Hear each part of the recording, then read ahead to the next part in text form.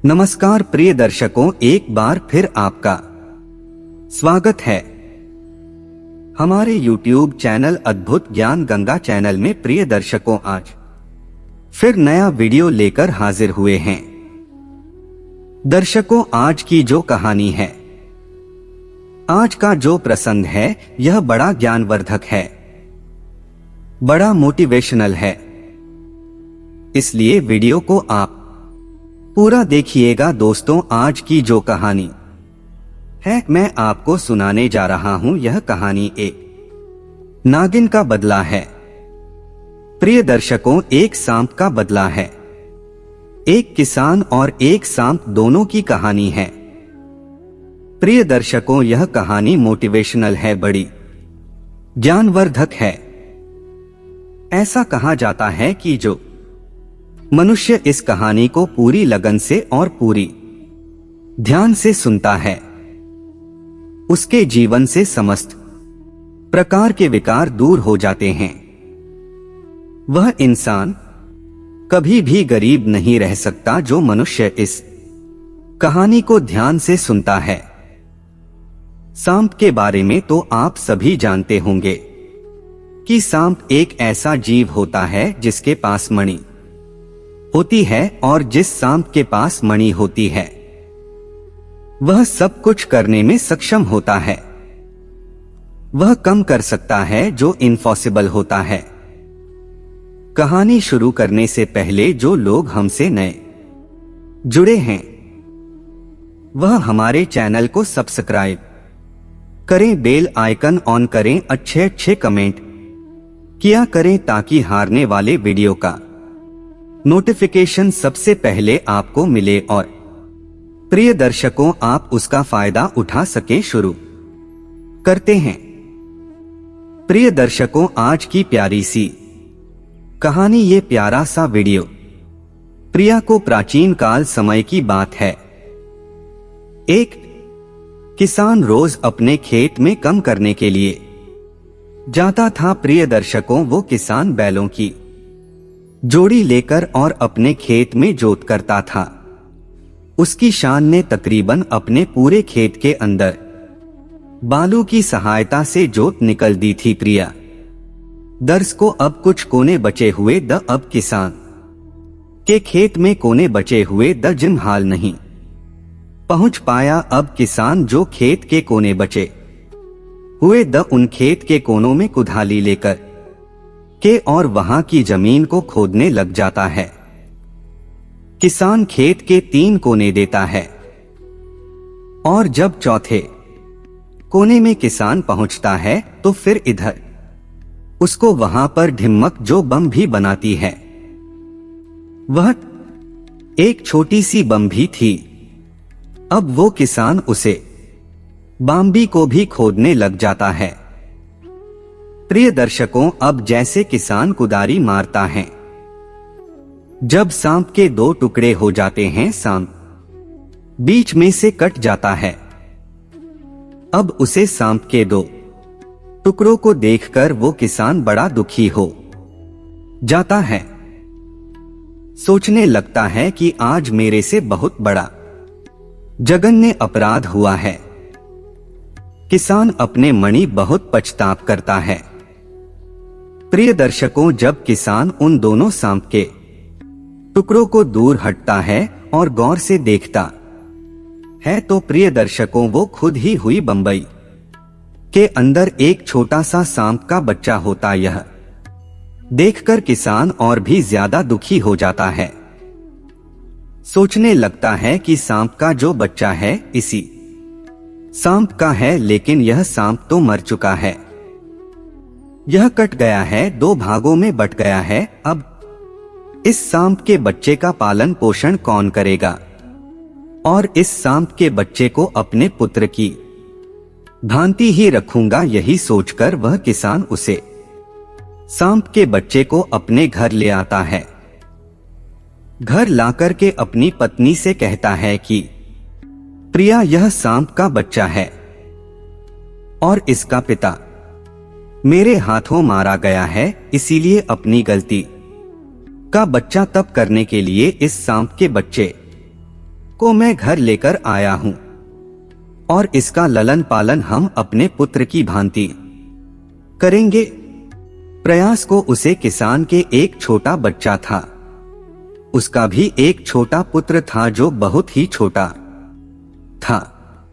प्रिय दर्शकों, अब किसान की पत्नी किसान की बात को मान लेती है, वह भी बहुत भोलेपन की थी, बहुत सीधी थी। तो जैसे किसान कहता है तो किसान की पत्नी मान लेती है और अपने पति से कहने लगती है कि ठीक है पिया जी, एक तो हमारा स्वयं का पुत्र है, दूसरा यह सांप का पुत्र है। इस सांप के पुत्र को भी हम अपने पुत्र की भांति प्रेम करेंगे, हमारी पुत्र की भांति इसको रखेंगे। जिस वक्त किसान के हाथों से सांप मारा हुआ पड़ा है, यह देखकर नागिन बड़ी दुखी होती है, विलाप करती है, चिल्लाती है प्रयास को, लेकिन कुछ नहीं होने वाला था।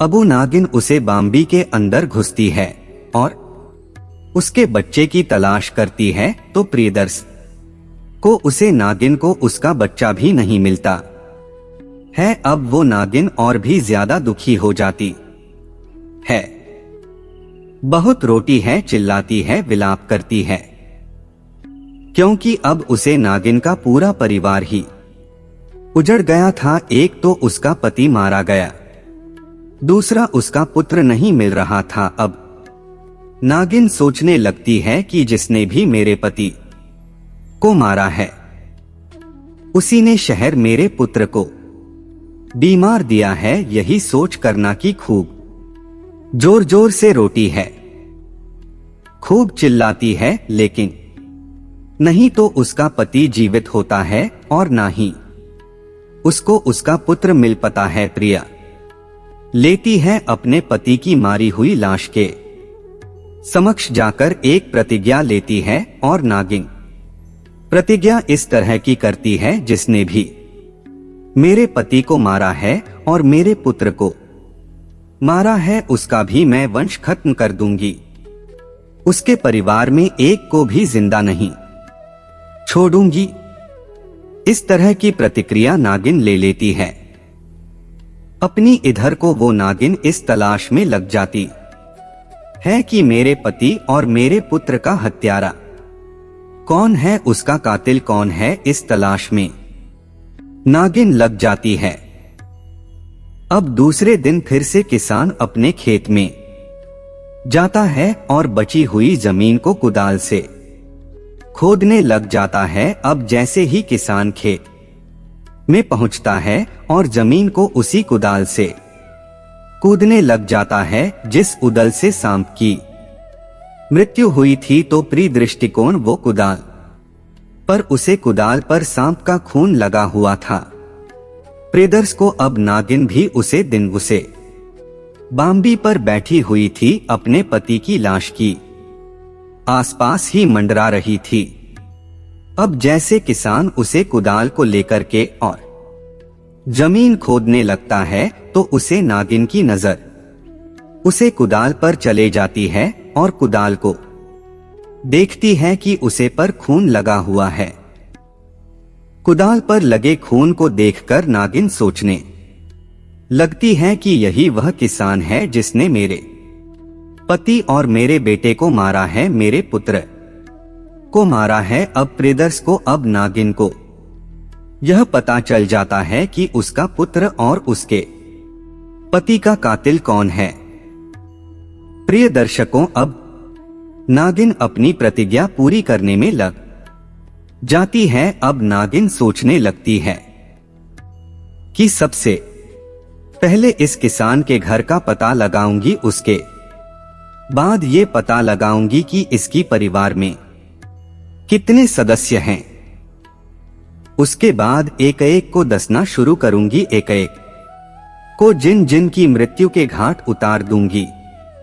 इस तरह की एक रणनीति नागिन बना लेती है। प्रिय दर्शकों, अब जैसी वह किसान शाम के वक्त खेतों में से कम बंद करके और अपनी घर की तरफ लौटता है, अपने घर को जाता है, तो प्रियदर्श को उसे किसान के पीछे पीछे वो नागिन भी किसान के घर की तरफ रावण हो जाती है। अब जैसे किसान अपने घर के अंदर जाता है तो फिर दर्श को नागिन भी किसान के पीछे पीछे उसके घर तक पहुंच जाती है। अब किसान घर के अंदर घुस जाता है। किसान की पत्नी दरवाजा बंद कर देती है और नागिन बाहर रह जाती है। अब नागिन किसान के घर के अंदर प्रवेश करने के लिए जगह ढूंढते हैं, लेकिन उसको कहीं पे भी जगह नजर नहीं आती है। प्रिय दर्शकों, अब नागिन पास में पड़े एक कूड़े कचरे में घुस के बैठ जाती है और इंतजार करती है कि किसान कब अपने घर के दरवाजे को खुलेगा और कब मैं इसके घर के अंदर प्रवेश करूं। प्रिया, इसको कुछ ही देर बाद में फिर से किसान की पत्नी अपने घर की दरवाजे को खोलती है और कुछ कम के लिए घर से बाहर चली जाती है। प्रयास को इसी मौके का फायदा उठाकर नागिन किसान के घर के अंदर पर भी कर जाती है। अब जैसी नागिन किसान के घर के अंदर प्रवेश करती है तो सबसे पहले किसान का एक छोटा पुत्र नागिन को नजर आता है, जो कि पालने में झूम रहा था। अब नागिन सोचने लगती है कि क्यों नहीं इस किसान के पुत्र को सबसे पहले खत्म करो, ताकि इसको यह पता चले कि पुत्र का वियोग होता क्या है। यही सोचकर बोलगी किसान के पुत्र के पालने की तरफ जाती है और पालने पर चढ़ करके किसान के पुत्र को डांस जाती है और प्रिय दर्शकों, किसान के पुत्र को डसने के बाद किसान के घर से बाहर निकल जाती है। अब जैसी नागिन किसान के घर से बाहर निकलती है तो किसान की नजर नागिन पर पड़ जाती है। किसान देखता है कि कोई सांप मेरे घर से निकल रहा है। ये देखकर किसान अपनी मां में सोचने लगता है कि मेरे हाथों जिस सांप की मृत्यु हुई थी यह उसी की नागिन है और यह मेरे घर तक आ गई है, तो इसका मतलब यह है इसने मेरे पुत्र को जरूर कोई नुकसान पहुंचा है। यह सोचकर किसान अपने पुत्र के पालने की तरफ भगत है। प्रियदर्श को तभी किसान की पत्नी भी आ जाती है और वो भी उसे नागिन को अपने घर से बाहर निकलती हुई देख लेती है। किसान की पत्नी भी सोचने लग जाती है, इस नागिन ने जरूर मेरे पुत्र को कोई नुकसान पहुंचा है। तो प्रियदर्श को किसान की पत्नी भी अब अपने पुत्र की पालने की तरफ दौड़ती है। दोनों पति पत्नी अपने पुत्र की पालने की तरफ दौड़ते हैं और अपने पुत्र को जाकर के देखते हैं कि उनके पुत्र को नागिन ने दास रखा है। अपनी दर्श को दोनों पति पत्नी किसान और किसान की पत्नी चिल्लाते हैं, विलाप करते हैं, अपने पुत्र को गोद में उठा लेते हैं और इधर उधर भागने की कोशिश करते हैं। सोचने लगते हैं कि किसी राज्य वैद्य से इनका उपचार करवा दे, लेकिन प्रिय दर्शकों, अब रात्रि के समय कोई राज्य वैद्य नजर नहीं आता है, नहीं मिलता है। कोई ऐसी चिकित्सा व्यवस्था नहीं थी, सिर्फ वेद हुआ करते दिया। प्रिय दर्शकों, अब कुछ देर में किसान के पुत्र के जहर चढ़ जाता है और जैसे जहर चढ़ता है तो किसान के पुत्र के मुख से झाग निकलने लगते हैं। आंखें नीली पड़ जाती है, पूरा बदन नीला पड़ जाता है। धीरे धीरे किसान के पुत्र की प्राण के रूह उठ जाते हैं, वो खत्म हो जाता है। दोनों पति पत्नी खूब रोते ही चिल्लाते हैं, लेकिन अब क्या होने वाला है। प्रियदर्श को अंत तक किसान अपने पुत्र का दाग संस्कार कर देता है और अपने दिल पे एक पत्थर मार के विश्वास करता है। सोचने लगता है कि नागिन ने अपना बदला पूरा कर लिया है। उसके पति के बदले मेरे पुत्र की जान ली है, इसीलिए नागिन का बदला पूरा हो चुका है।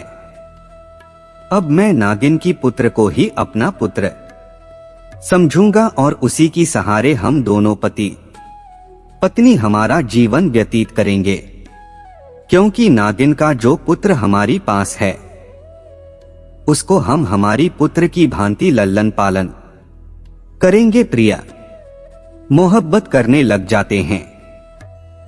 उसकी हर छोटी छोटी चीजों का ख्याल रखते हैं, हर जरूरत का ख्याल रखते हैं। नागिन के बच्चे की सेवा में लग जाते हैं, उसी को ही अपना पुत्र मान लेते हैं। अपनी इधर इसको कुछ समय कुछ दिन निकलने के बाद नागिन फिर से किसान के घर में आती है।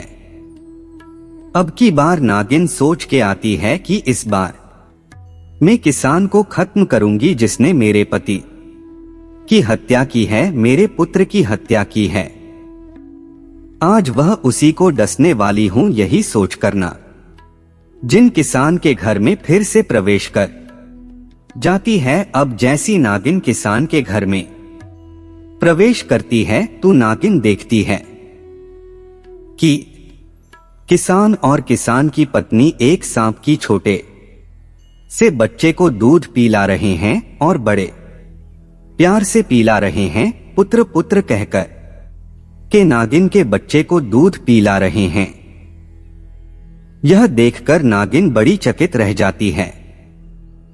सोचने लगती है कि किसान और किसान की पत्नी मेरे ही पुत्र को दूध पिला रहे हैं। नागिन अपने पुत्र को पहचान जाती है और सोचने लगती है कि यह तो मेरा ही पुत्र है और मेरे पुत्र को किसान और किसान की पत्नी दोनों जाने एक पुत्र की भांति प्रेम कर रहे हैं। यह देखकर नागिन बड़ी असीरी चकित हो जाती है और अपने मां में गिलानी करने लगती है। सोचने लगती है कि मैं तो इस घर में एक बदले की भावना से आई थी। मैं तो यही सोच रही थी कि इस किसान के संपूर्ण परिवार को खत्म कर दूंगी, एक भी इंसान को जीवित नहीं छोड़ूंगी। लेकिन किसान और किसान की पत्नी बड़ी दयालु है, बड़े धार्मिक पार्वती के हैं, जो मेरे पुत्र को अपने पुत्र की भांति प्रेम कर रहे हैं। इस नजारे को देखकर नागिन रोने लगती है, अपनी आंखों से आंसू बहती है और अपने किए हुए पक्ष आप करती है। प्रिदर्श को अब नागिन किसान के घर से वापस निकल के चले जाती है और अपने पति की मृत्यु शरीर के पास जाकर अपने पति से कहने लगती है कि पिया जी, मेरे से भी बहुत बड़ा पाप हुआ है। हो सकता है किसान से आपकी मृत्यु किसी अनजाने में हुई हो, किसी हादसे का शिकार हुआ हो, लेकिन मैंने जानबूझकर किसान के पुत्र को मौत के घाट उतार दिया है। इसी बात की मुझे बहुत बड़ी गिलानी हो रही है। और किसान की पत्नी दोनों ही बड़े धार्मिक प्रवृत्ति के हैं, जो हमारे पुत्र को अपने पुत्र की भांति प्रेम कर रहे हैं। प्रिया अब 1-2 दिन बाद में फिर से वह नागिन किसान के घर में जाती है। अब की बार यह सोच के जाती है कि वास्तविकता में किसान और किसान की पत्नी मेरे पुत्र से प्रेम करते हैं या फिर वैसे ही कोई ड्रामा कर रहे हैं। तो फिर इधर उसको बुझा के देखती है कि वास्तविकता में किसान और किसान की पत्नी इस तरीके से बातें कर रहे थे कि हमारे तो कोई पुत्र है नहीं, हमारे एक पुत्र था वह भी खत्म हो गया है। अब हमारा पुत्र सिर्फ और सिर्फ यह नागिन का बच्चा है, यही हमारा पुत्र है और इसी के सहारे हम हमारा जीवन व्यतीत करेंगे। इस बात को सुनकर नागिन बड़ी आश्रित हो जाती है और नागिन कोई संपूर्ण विश्वास हो जाता है कि किसान मेरे पुत्र से बेइंतहा मोहब्बत करते हैं, अपने पुत्र की भांति प्रेम करते हैं। प्रिय दर्शकों, अबू नागिन अपनी गलती का बच्चा तब करने के लिए सोचने लगती है कि मैंने इनके पुत्र को खत्म किया है, और इसका पश्चाताप करने के लिए नागिन थोड़ी थोड़ी शिवजी के मंदिर जाती है और भोलेनाथ की परिक्रमा करती है। और प्रिय दर्शकों, ऐसा कहा जाता है कि नाग और नागिन भोलेनाथ की परम भक्त होते हैं, और जब नाग नागिन दिल से यदि भोलेनाथ से कुछ भी चीज मांगते हैं तो प्रियदर्श को देव महादेव नाग और नागिन की इच्छा की पूर्ति भी करते हैं। प्रिया प्रयास को अब वह नागिन भोलेनाथ की पूजा शुरू कर देती है, भोलेनाथ की सेवा शुरू कर देती है। अब वो नागिन भोलेनाथ से सिर्फ एक ही चीज मांगती है कि प्रभु, मैंने जाने अनजाने में किसान के पुत्र को खत्म कर दिया है, और अब मैं यह चाहती हूं कि उसे किसान को किसी भी तरीके से एक पुत्र प्राप्ति हो। प्रिय दर्शकों, उसे नागिन की पुकार को भोलेनाथ सुन लेते हैं। कुछ दिनों बाद में एक पंडित और एक पंडितानी एक छोटी सी नवजात बालक को लेकर के दौड़ते हुए पते हुए उसे किसान के घर आते हैं, और किसान से आकर के कहते हैं कि भैया, हमारे पीछे कुछ गुंडे पड़े हुए हैं और वह लोग हमारे पुत्र को मार देंगे, हमको मार देंगे। इसीलिए हम चाहते हैं कि हमारी पुत्र का किसी भी तरीके से प्राण जाए। इसीलिए कुछ देर के लिए आप हमारे पुत्र को संभल लीजिए। प्रिया देते हैं और वहां से भाग जाते हैं और अपने मकान के अंदर चले जाते हैं। प्रिय दर्शकों, अब दूसरे दिन जैसे किसान खेतों में काम करने के लिए जाता है तो वो देखता है कि खेतों में पंडित और पंडितानी दोनों मारे हुए पड़े दर। यह देखकर किसान बड़ा दुखी हो जाता है। सोचने लगता है कि जिस पंडित पंडितानी ने हमें पुत्र दिया है वो लोग यहां मारे पड़े हैं।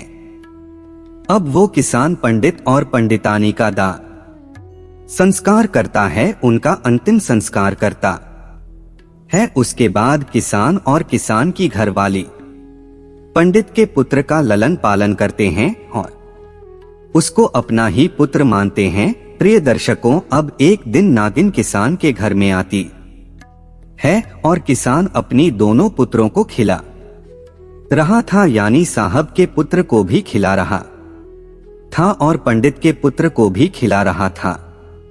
तभी नागिन किसान के घर में पहुंचती है और यह नजर देखकर बहुत खुश होती है, बहुत प्रसन्न होती है। नागिन सोचने लगती है कि किसान वास्तविकता में धर्मात्मा आदमी है, पुण्य आत्मा है। यही सोचकर नागिन वासी वापस लौटने लगती है। लेकिन फिर से नागिन के दिमाग में ख्याल आता है कि अब मेरी जीने की कोई इच्छा नहीं है। प्रियदर्श को उसे नागिन के पास में नागमणि थी। अबू नागिन धीरे धीरे किसान के पास जाती है और किसान के पास जाकर एक औरत का रूप धारण करती है। औरत का रूप धारण करके उसे किसान से कहती है कि किसान, मैं तुम्हें एक चीज देने आई हूं, इस चीज को तुम संभल के रखना और यह चीज तुम्हारे घर में हमेशा रहनी चाहिए। कभी भी किसी को मत देना, भूल कर भी किसी अन्य व्यक्ति को मत देना। प्रियदर्श को तब वो नागिन किसान को अपनी नागमणि दे देती है। नागमणि देने के बाद औरत के रूप से फिर से नागिन बन जाती है। अब वो किसान समझ जाता है कि वही नागिन है और अपने पुत्र को सहलाती है। अपने पुत्र को सलाह आने के बाद किसान से कहती है, किसान मेरे पुत्र का हमेशा ख्याल रखना, लेकिन इतना ज्यादा विश्वास भी मत करना, क्योंकि हमारी जो प्रजाति है यह दुष्ट प्रजाति में गिनती आती है, इसलिए मेरे पुत्र पर इतना ज्यादा विश्वास भी मत करना। अब मेरा पुत्र स्वयं की रक्षा करने में सक्षम है, यह बड़ा हो चुका है। यदि मेरा पुत्र कभी भी भविष्य में तुम्हारे साथ कोई गलत करता है तो तुम्हारे पास मेरी नाग मणि है। जब भी मेरा पुत्र किसी को यदि गलती से दस्त भी ले तो इस नागमणि को उसे स्थान पर रख देना जिस जगह नाग दस्ता है। तुरंत उसका जहर खत्म हो जाएगा और वो व्यक्ति स्वस्थ हो जाएगा। प्रदर्शन को यह कहकर नागिन वापस किसान के घर से निकल जाती है और अपने पति के पास जाकर अपनी प्राण त्याग देती है। उसकी बाद किसान नाग और नागिन दोनों का भी दाह संस्कार करते हैं।